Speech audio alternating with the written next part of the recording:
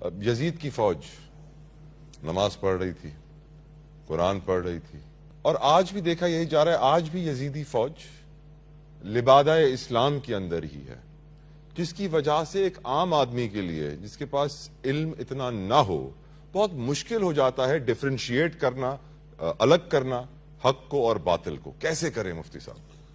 بسم اللہ الرحمن الرحیم۔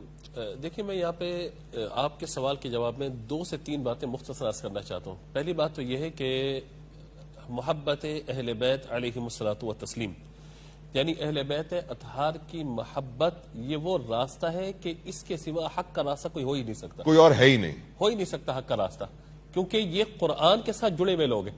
اور یہ بات بھی ہمیں ذہن میں رکھنی چاہیے کہ اللہ تبارک و تعالیٰ کے پیارے نبی علیہ الصلوۃ والسلام نے جب قرآن اور اہل بیت کو جوڑ دیا تو آگے کیا فرمایا کہ وَلَن يَتَفَرَّقَا، یہ آپس میں جدا نہیں ہوں گے، حَتَّى يَرِدَا عَلَيَّ الْحَوْض، یہاں تک کہ یہ پہنچ جائیں گے حوض کوثر پر۔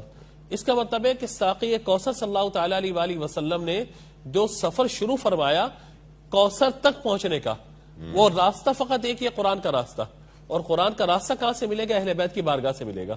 اب آ جاتا ہوں آپ کے سوال پر کہ نماز بھی ہے، عبادت بھی ہے، سجدے بھی ہیں، آذانیں بھی ہیں، سب چیزیں یہاں نظر آ رہی ہیں، اور قرآن نے کہا استعینوا بالصبر والصلاۃ، اے ایمان والو صبر سے اور نماز سے مدد طلب کرو۔ مطلب یہ ہے کہ صبر بھی ہے، نماز بھی ہے، دونوں چیزیں آپ کے پاس موجود ہیں۔ لیکن ان اللہ مع الصابرین، اللہ کس کے ساتھ ہے؟ صابرین کے ساتھ۔ پیمانہ مکمل ہو گیا، یعنی مدد طلب کرنی ہے استعینوا بالصبر والصلاۃ، صبر سے بھی اور نماز سے بھی، لیکن جو اللہ تبارک و تعالیٰ کا ساتھ میسر ہوگا وہ نمازیوں کو نہیں ملے گا، وہ حاجیوں کو نہیں ملے گا، وہ غازیوں کو نہیں ملے گا، وہ ملے گا صابرین کو۔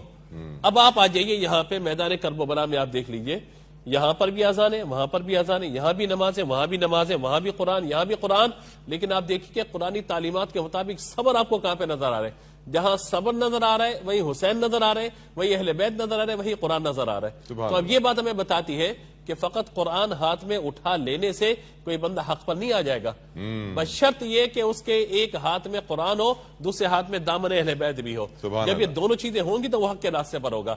آج امت کے اندر تفرقہ کس اعتبار سے آ گیا؟ تاکہ میں چاہتا ہوں کہ وحدت کا پیغام جائے، اور میں چاہوں گا کہ آپ بھی، مسعودی صاحب بھی اس پر پیغام دیں کہ امام حسین کا نام، اہل بیت کا نام لوگوں کو جوڑنے والا ہے، توڑنے والا نہیں ہے۔ امام حسین کی ذات لوگوں کو جوڑنے والی ہے۔ امام حسین امت کو جوڑ کے گئے ہیں، امت کو تفرقے بازی سے نجات دلا کر گئے ہیں۔ ضروری ہے اس بات کو سمجھنا کہ شہادت گاہ الفت میں قدم رکھنا ہے۔